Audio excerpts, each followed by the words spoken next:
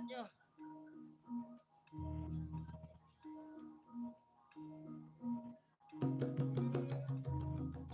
Entek kayangan.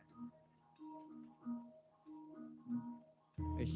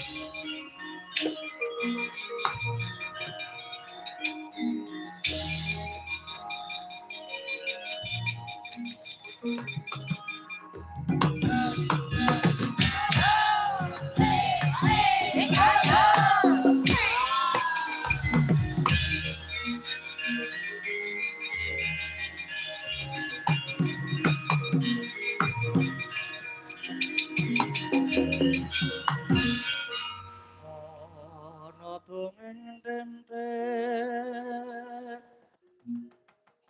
si panunggal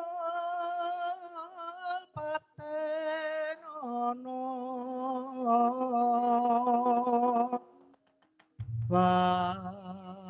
panunggul apa dosane dosa mungkul sama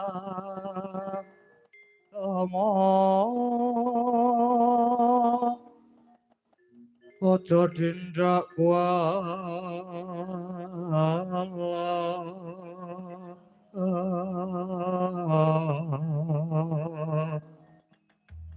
lah iya bener kandamu lali sumber katiwasan. Salah. Ora suwe banjur ketemu satriya, sapa jenengmu? Takon marang aku. Aku jenengku Antasena. Wis apa? Ditepungke wae aku Tumenggung Panigas Rikma. Ya Tumenggung Barber. Wo. Pangkate Tumenggung. Genah kowe iki punggawaning praja. Yo. Kowe ngaku kowe saka negara ngendi? Aku saka negara ngendi? Wiwadi kuwi dadi rahasiaku. Mergo aku wis diweling karo Gusti aja nganti bloko. Aku sak kanca saka negara ngendi? Ya nek kowe ora gelem ngaku prajurit saka negara ngendi, nek ngono cetha. Cetha kowe sak kancamu tekan kene ngetutke bendaramu sing dadi pendhita mau. Ya ora? Ngaku apa ora?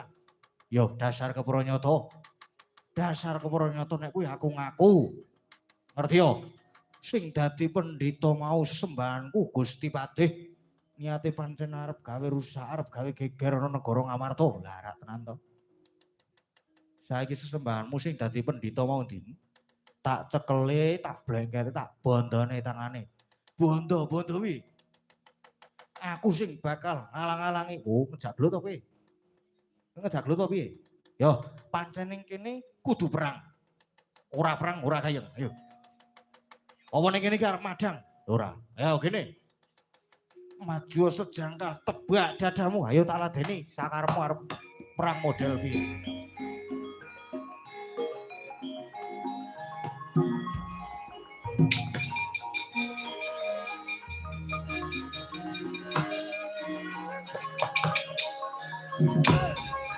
Wah.